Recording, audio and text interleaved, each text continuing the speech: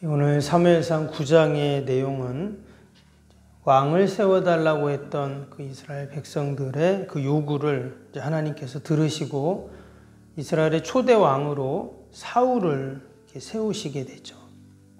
그래서 오늘 9장에 이제 처음으로 사울 왕이 등장을 하게 됩니다. 이 사울과 관련된 말씀은 사무엘상 마지막 장인 31장까지 계속 나옵니다. 우리가 사울왕 하면 성경을 읽을 때 사울왕 하면 가장 먼저 떠오르는 게 좀 안 좋은 이미지가 떠오르게 됩니다. 왜냐, 늘 이제 다윗과 비교를 하면서 그 다윗에 대해서 질투를 하는 왕으로 나오죠. 또 하나님 앞에 거짓말하는 왕으로, 또는 하나님 앞에 경고망동하게 행동한 왕으로, 그렇게 우리가 이 사울왕을 인식을 합니다. 근데 이제 성경에 이렇게 사울에 대한 이야기가 많이 나온다는 말은 그만큼 사울이 차지하는 비중이 크다 하는 것을 말하는 것이고, 또 다른 한편으로는 하나님이 우리에게 사울을 통해서 말씀하시고자 하는 게 많다 하는 것을 또 이야기하는 것입니다. 나중에 이제 열왕기서 또 역대서 같은 데 보면 왕들이 많이 나옵니다. 근데 거기에 보면 그냥 뭐 길어야 한두 장이지 또 몇 절로, 한두 절로 끝나는 왕도 있고요. 이 사울에 비하면 별로 기록이 없습니다. 그만큼 이 사울이 이스라엘의 초대 왕으로 차지하는 위치가 컸다 하는 것을 우리가 알 수가 있습니다. 새벽에는 왜 하나님이 이스라엘의 초대 왕으로 사울을 세우셨는가에 대해서 함께 살펴보고 은혜를 나누겠습니다. 오늘 9장에는 사울의 이력을 이야기합니다.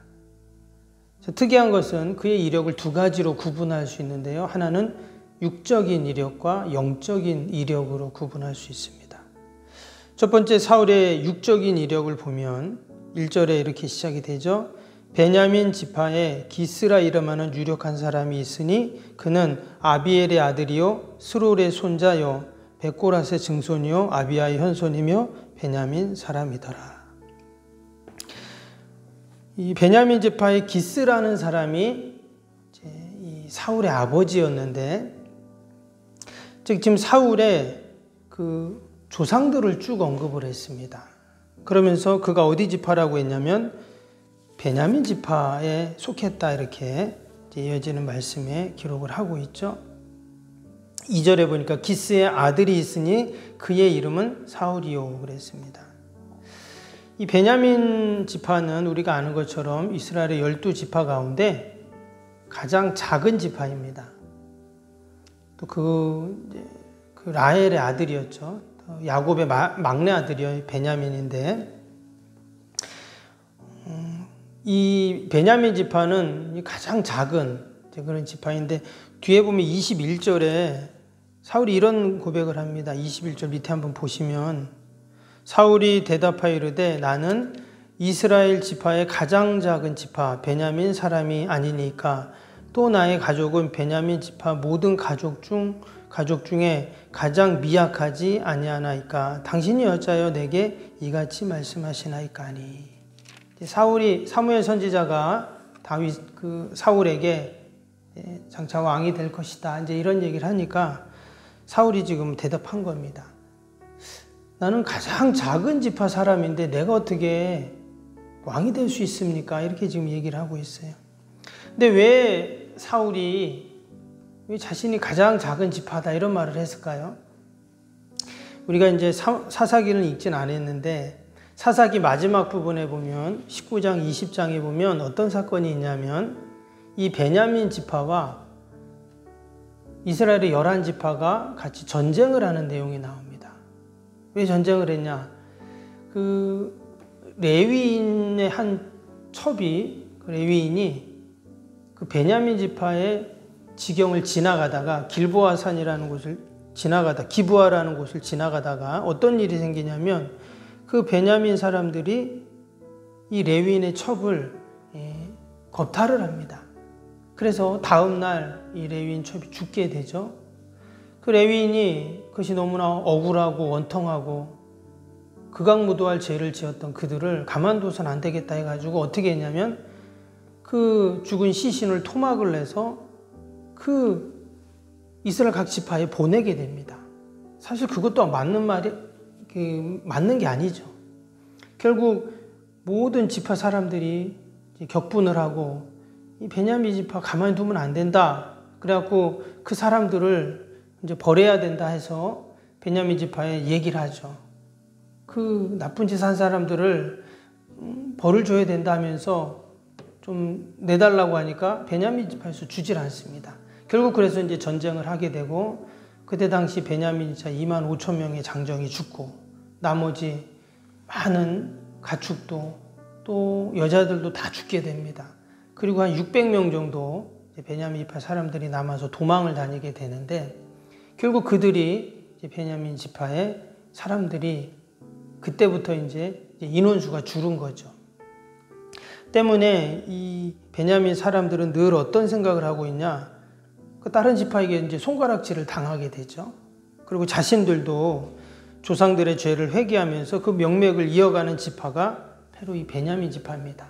근데 사울이 바로 이 베냐민 지파 사람이었던 거예요.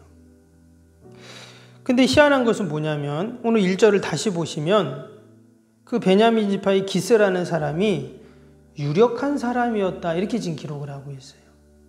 유력하다는 말은 뭐냐면 힘이 있다, 재력이 있다, 또 능력이 있다 이런 뜻이거든요. 그래서 하나님께서는 그렇게 힘들고 어려운 지파 속에 있으면서도 하나님께서 은혜를 베푸셔서 유력한 자가 되게 하셨다라는 거예요.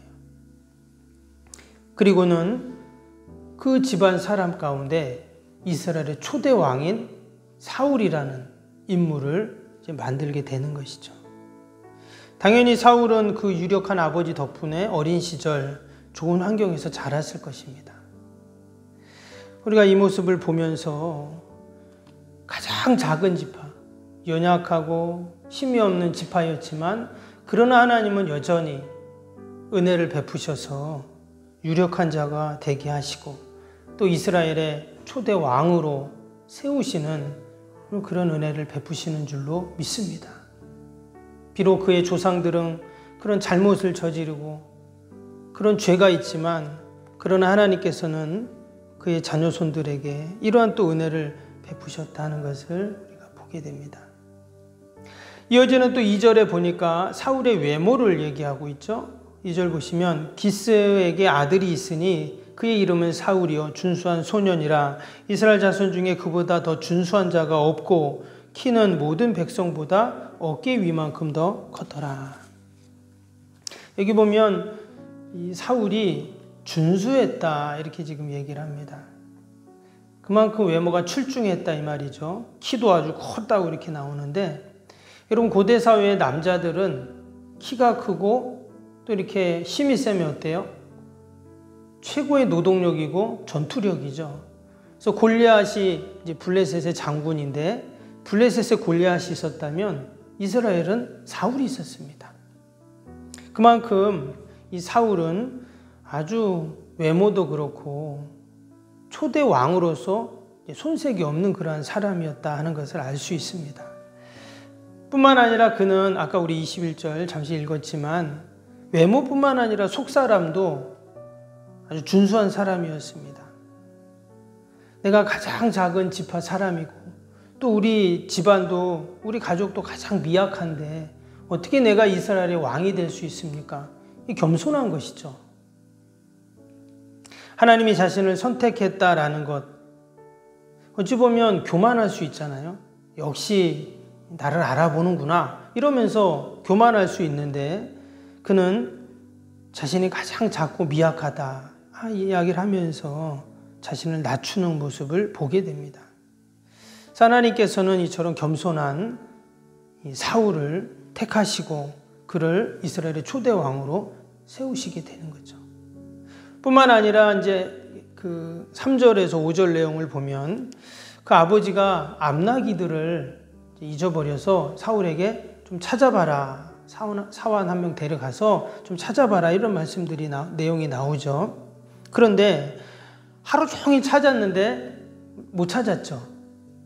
그리고는 뭐라고 합니까? 5절 한번 보시면 그들이 숲 땅에 이른 때에 사울이 함께 가던 사환에게 이르되 돌아가자. 내 아버지께서 암나기 생각은 고사하고 우리를 위하여 걱정하실까 두려워하노라 하니.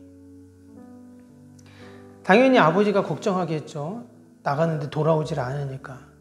근데 사울이 아버지가 우리를 걱정하면 안 되니까 빨리 집에 가자. 이렇게 지금 종에게 이야기를 한 겁니다. 아버지의 마음을 헤아리는 그런 아들이잖아요. 이 효자죠. 그래서 이처럼 사울은 초대 왕으로서 손색이 없는 그러한 인물입니다. 근데 하나님께서 이 사울을 이스라엘의 초대 왕으로 세우신 사실 이유는 따로 있어요. 그것은 뭐냐면 바로 그 영적인 이력 때문입니다. 오늘 7절에 보면 사환의 권유로 이 사울이 누굴 찾아갑니까? 이제 사무엘 선지자를 찾아가게 되죠. 근데 찾아갈 때 뭐라고 말했냐? 오늘 7절 한번 봅니다. 7절 보시면 사울이 그의 사환에게 이르되 우리가 가면 그 사람에게 무엇을 드리겠느냐? 우리 주머니에 먹을 것이 다하였으니 하나님의 사람에게 드릴 예물이 없도다. 무엇이 있느냐 하니. 우리는 여기서 사울의 그 신앙적인 모습을 발견할 수가 있습니다. 지금 이 사무엘을 찾아가는데 뭐라고 했냐면 하나님의 사람에게 드릴 예물이 없도다 이랬어요. 그냥 가서 좀 우리가 지금 아버지의 암나기를 찾는데 좀 찾을 수 있게 도와주세요. 이렇게 물어보러 간다는 건데 그냥 갈 수도 있는데 지금 사울은 그게 아니라는 거예요. 우리가 하나님의 사람에게 가는데 예물을 가져가야지 그냥 갈 수 있냐. 이 말은 다른 말로 하면 우리가 하나님 앞에 갈 때 여기서 예물이라는 표현을 썼거든요. 예물은 하나님께 드리는 것을 예물이라고 하죠. 그래서 지금 이 사울은 하나님의 일을 하는 우리가 하나님의 사람 선지자를 찾아가는데 그냥 갈 수 없다. 우리가 예물을 가지고 와야 된다. 하나님 앞에 나아갈 때 그는 늘 예물을 가지고 나아가는 그 모습을 우리는 알 수가 있습니다. 바로 하나님을 대하는 자세죠, 이게. 이처럼 그런 바른 신앙과 또 올바른 믿음을 갖고 있었던 그런 사람이었어요. 그래서 하나님께서 이스라엘에 수많은 사람들이 있지만 사울을 택하신 것입니다. 왜? 초대 왕으로 아무나 세울 수 없잖아요. 그래서 그러한 사울을 세우게 된 겁니다. 근데 우리가 그의 결말을 아는 것처럼 이 사울은 너무 허망하게 끝나게 되죠. 나중에 뒤에 보면 31장에 보면 블레셋과의 전쟁에서 길보아산 전투에서 그의 세 아들이 죽게 됩니다. 그리고 사울도 자신을 쫓아오던 그 적의 화살에 맞고 부상을 입고 결국 자신의 칼을 빼서 자결을 하는 그렇게 이제 마지막에 죽게 되거든요.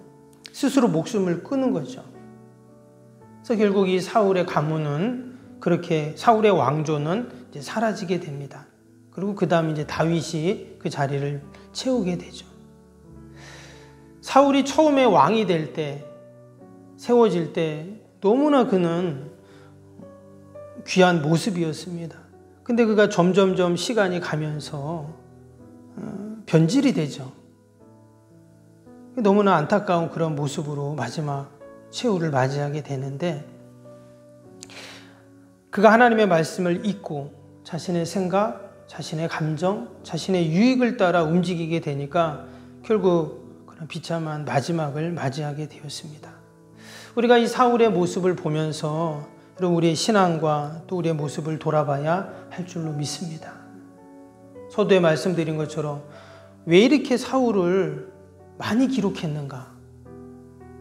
그렇게 하나님 앞에 경고망동하게 행동하고 또 하나님 앞에 거짓을 말하고 마지막에 그렇게 비참하게 죽는 사울인데 하나님께서 이 사울을 통해서 우리에게 하시는 이 귀한 영적인 교훈이 있습니다. 우리가 특별히 사무엘상 또 사무엘하를 읽으면서 그 사울의 모습을 다시 한번 생각하고 우리가 더 하나님 앞에 겸비하면서 늘 하나님이 우리에게 주신 귀한 사명과 또 귀한 직분 또 하나님의 뜻을 받드는 저와 여러분이 될 수 있기를 바랍니다. 기도하겠습니다. 사랑과 은혜가 충만하신 하나님 아버지, 사울이 하나님께